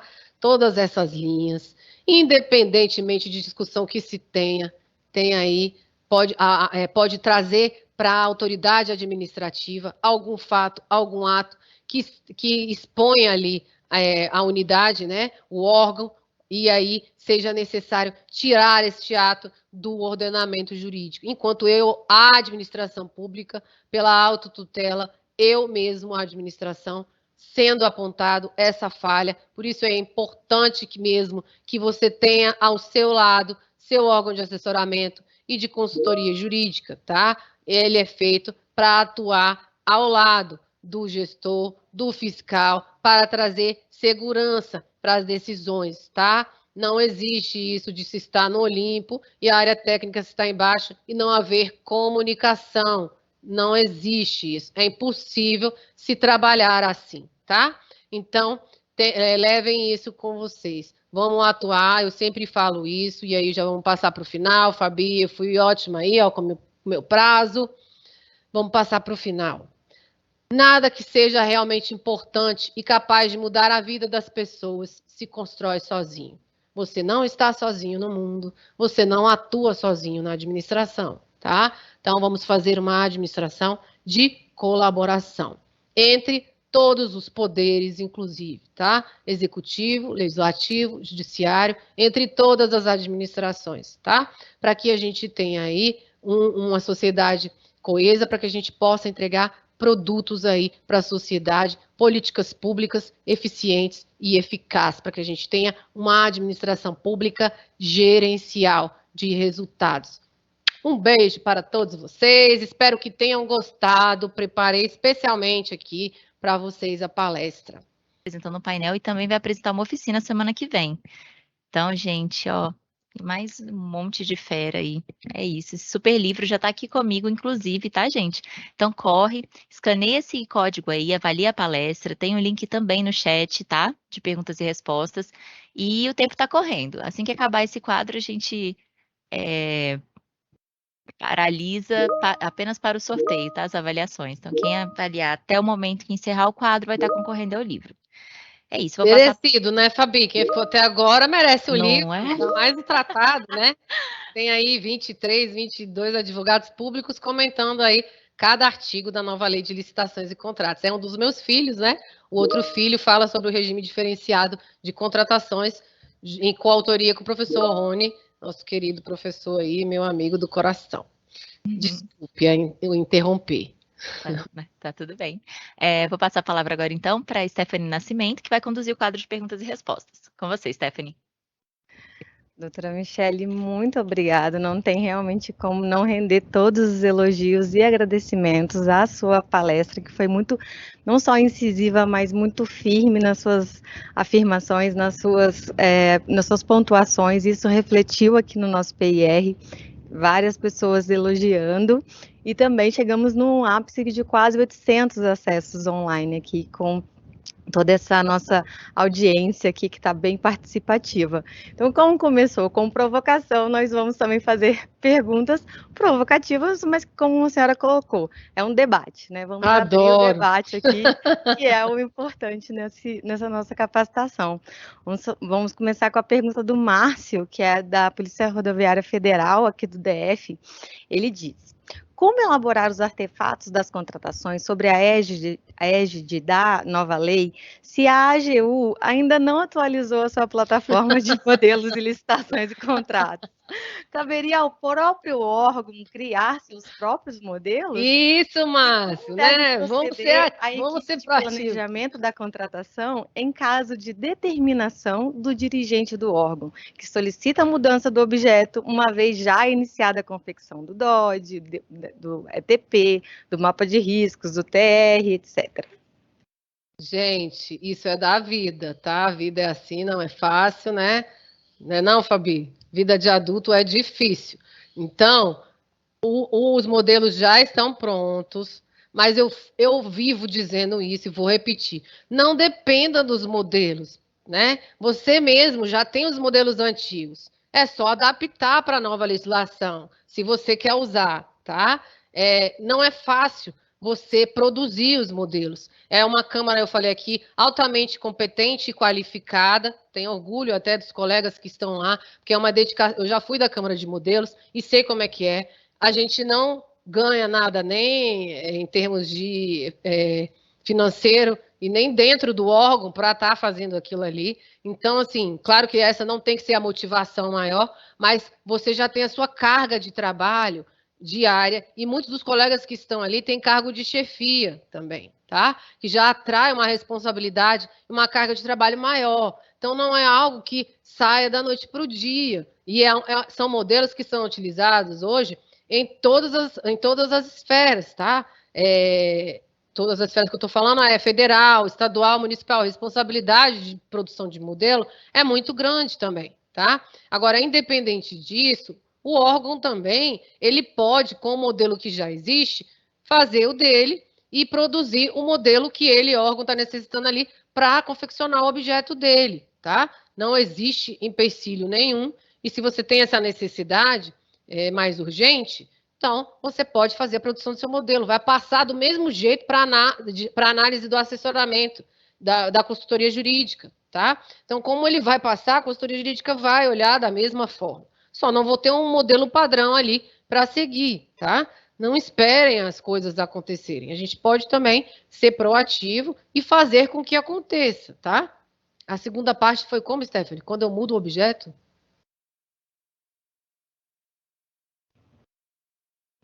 Aqui. Ele fala qual é a melhor conduta, né? Como seria a melhor forma de proceder quando a determinação do dirigente do órgão vem com essa solicitação de mudança de objeto, já iniciados todos os artefatos de planejamento, DOD, ATP, mapa de risco, TR. Bom, aí a gente tem dois caminhos, né?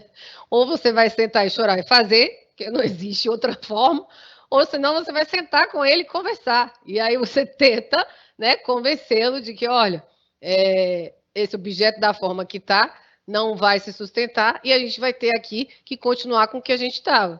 Se tem como se sustentar e aí ele é seu chefe, melhor que você faça do jeito que ele está pedindo, né? E você vai ter que alterar toda a documentação. Já foi para a consultoria, vai ter que voltar se eu altero os artefatos TR, se eu altero projeto básico, projeto executivo, anteprojeto com a contratação integrada, vai ter que voltar para a consultoria olhar, tá? Então, aí tem que devolver. Infelizmente, vai ter um atraso aí no processo. É Márcio o nome dele, né, Stephanie? Exato, é o Márcio. Obrigada, Márcio, pela pergunta. Obrigada pela presença. Prazer em tê-lo aqui com a gente.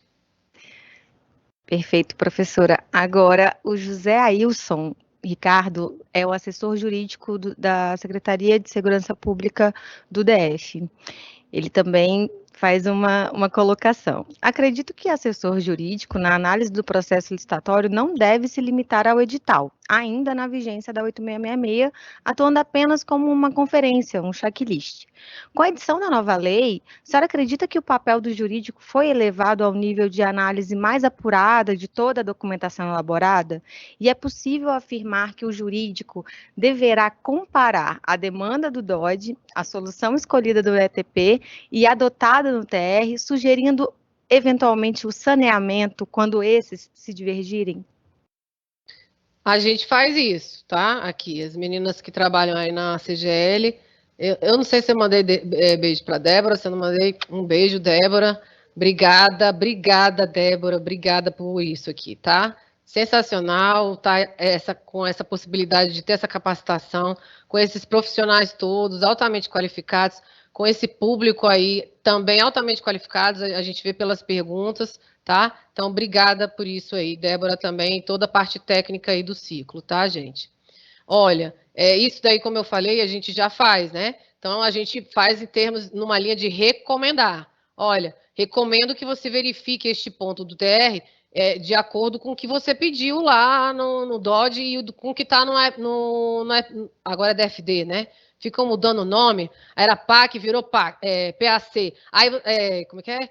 Aí você fica assim, gente, para que mudar o nome? Facilita a vida, porque a gente já tem tanta coisa difícil durante, né, todo o dia da administração, aí muda o nome. Aí você era do Dodge, ainda tem que você ainda entrega a sua idade, né? Porque Dodge, olha, ela já é antiga, né? Ainda está no Dodge. Mas enfim, quando você vê que não tem ali uma compatibilidade entre os artefatos em si, enquanto órgão de assessoramento, eu me sinto na obrigação de apontar e recomendar. Olha, recomendo que você verifique este ponto aqui, porque ele está em contradição com o que você colocou lá no DFD. Pronto.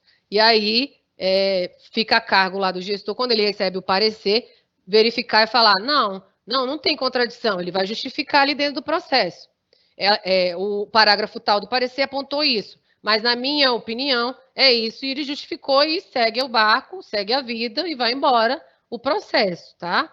Em relação à simples conferência de minuta de edital, eu nunca fui essa pessoa. Agora, porque eu, de novo, acho que atividade de assessoramento não é só isso. Atividade de assessoramento e consultoria jurídica. Não é você pegar um checklist e pegar o edital e ficar ticando ali. Então, para fazer isso, o estagiário faz. Então, assim, atividade de consultoria e assessoramento, ela abarca muito mais coisas dentro do edital. Você pode ter, como a gente tem aqui, uma dúvida jurídica dentro do edital relevante, tá? Então, você pode apontar numa análise de um edital alguma contradição que venha que o órgão técnico administrativo não se atentou, tá? E eu vou dar um exemplo que eu dei segunda-feira, eu fiz uma live com o Rony e dei o exemplo. A gente está fazendo aqui, tentando fazer a primeira pré-qualificação daí da administração federal, provavelmente, né? Então, a servidora me procurou e falou, olha, eu estou tendo dificuldade, não sei, nunca ninguém fez. Então, eu falei, vamos sentar aqui, eu vou te explicar, mas, olha, isso não vai dar sim. A gente vai sentar, vai construir junto e vai chegar lá e vai sair a pré-qualificação, né?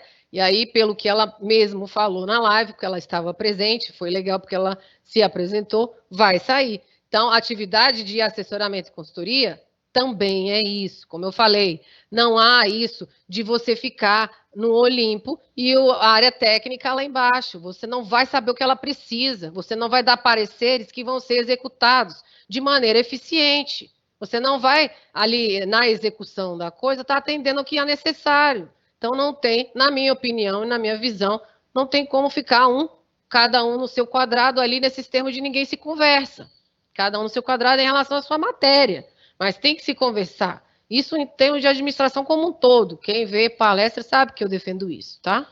Falei demais, olha aí, tá vendo, Fábio? Imagina, a senhora foi muito certeira e eu vou acrescentar o comentário que também foi feito aqui, que a senhora é diferenciada. A gente tem um privilégio de ter um assessoramento jurídico da senhora, que não é puxando aqui, né, nada para o Ministério, mas eu preciso pontuar isso, porque de fato é diferenciado.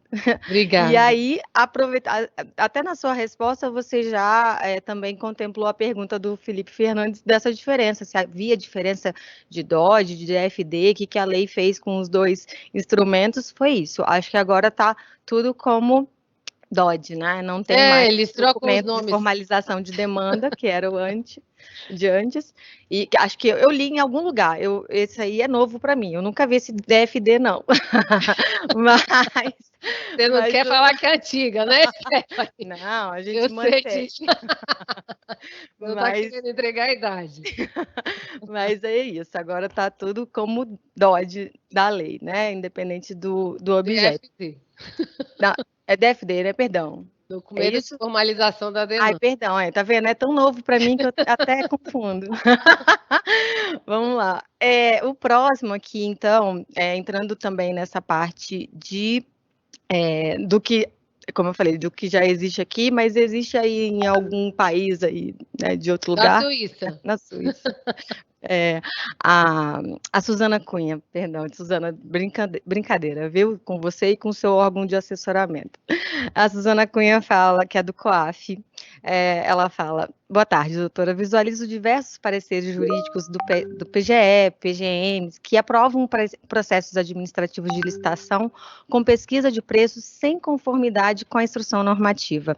Não caberia ao parecer jurídico orientar que o processo voltasse ao setor de cotação e a pesquisa fosse feita com conformidade com a AN? Com certeza. Aqui a gente faz isso, né?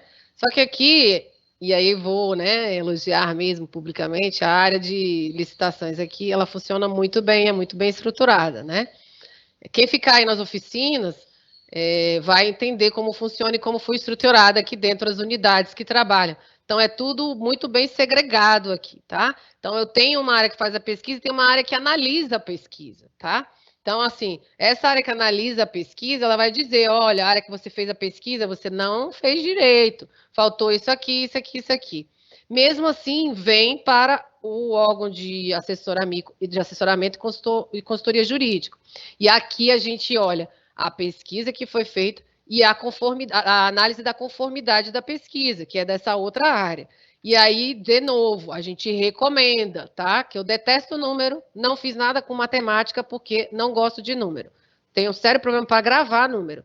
Então, eu não vou olhar ali se o 20 menos 10 deu 10, tá? Eu vou olhar os aspectos jurídicos da IN, se ele obedeceu, se ele foi no painel, se ele consultou 3 fornecedores, que métrica ele usou ali para chegar no valor estimado, vou olhar isso, tá? E se chegar nisso, e vou olhar a análise do setor de conformidade. Se eu ver nisso, que ali tá, por exemplo, o setor de conformidade apontou, e ele pegou lá e voltou para ele falou, não, ele vai continuar dizendo, não, a minha está certo, é o setor de conformidade aí que está viajando. O que eu vou falar enquanto órgão de assessoramento e consultoria? Olha, vocês têm uma contradição aí entre vocês, o processo não deve sair assim. Se sair, vai ser um risco para vocês. Então, se entendam aí para chegar no nível tal de entendimento para que a pesquisa seja sustentável. E vou dar os parâmetros jurídicos ali para que ele possa chegar nesse nível tal de entendimento entre eles, tá? Então, é nesse sentido aí que é o assessoramento, sem adentrar na parte técnica da pesquisa em si, tá? Não sei se eu respondi, Stephanie, acho que era isso, né? Respondeu sim, doutora, tá? Perfeito, é isso. Eu só tenho a agradecer pelas suas colocações, encerrando esse ciclo das palestras, né? Amanhã a gente tem os painéis com chave de ouro. Agradeço muito. Fabiane? Obrigada. Fabi vai falar? Tô aqui. Tá mudo. Ah. É isso. Tá. Foi? Foi. Doutora, obrigada. Obrigada, Stephanie, pela condução do quadro de perguntas e respostas.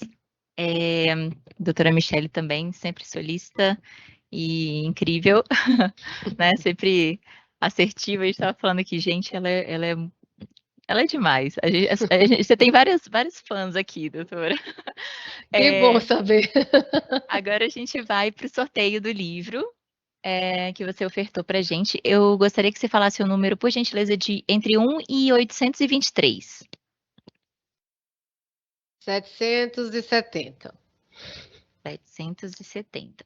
Enquanto a gente descobre quem foi o ganhador ou a ganhadora, eu quero lembrar vocês que os certificados de participação eles são condicionados à inscrição no evento e também à avaliação da palestra, né? Então, quem não avaliou ainda, tem o link lá no chat de perguntas e respostas, tem um QR Code aqui na tela. Não deixa de avaliar, tá bem, gente? E se esqueceu de se inscrever, corre lá e se inscreve que ainda dá tempo. Eu quero fazer um alerta especial para os servidores de segurança pública, tá? Quem é servidor de segurança pública, para poder receber os certificados, a gente já mandou isso no ato da inscrição, né? Mas eu quero ressaltar aqui que para receber o certificado, tem que estar cadastrado no Sinesp, tá, gente? Sistema Nacional de Informações de Segurança Pública, tá? Porque quem vai certificar vocês é a CEGEM, e vocês têm que estar cadastrados com o cadastro certinho em dia no Sinesp. Então, quem Quem não tem um cadastro ou está com algum problema, resolve com o pessoal da CEGEM para poder receber o certificado, tá bom? Temos uma ganhadora do livro, é a Roseli. Não, eu estava até fazendo um levantamento aqui, um ranking. Gente, quem está ganhando mais? Nossa, os homens estão disparados ganhando os livros, Tá mesmo, vendo? Eu muito. trouxe sorte. Mas agora foi a Roseli Rufino de Almeida. Parabéns, Roseli. Você vai levar esse mega livro. Nossa, esse aí, completão, né, doutora Michele? Com certeza. Maravilhoso. Todo comentário tem mais de 1000 páginas, então a lei está toda aí comentada. Tá, maravilhoso. Doutora, você quer dizer mais algumas palavras para os participantes, se despedir? Quero me despedir, agradecer imensamente a atenção de vocês, agradecer as perguntas, agradecer quem ficou até esse momento, parabenizar novamente pela iniciativa de querer se capacitar e de trazer as perguntas para esse ambiente de reflexão, né, de interpretação. A gente está vivendo um momento de transição, é uma nova lei, então a gente está construindo entendimentos jurídicos, tá? Então, esse ambiente aqui é propício para isso, tá? Então, parabenizar também o Ministério, em nome aí da CGL e da SAA, em ter essa iniciativa de fazer esse ciclo aí, já está o sexto, né? E com tanto carinho, com tanta dedicação, as meninas são impressionantes, tá? Não é porque tá aqui não, eu falo para elas fora daqui também.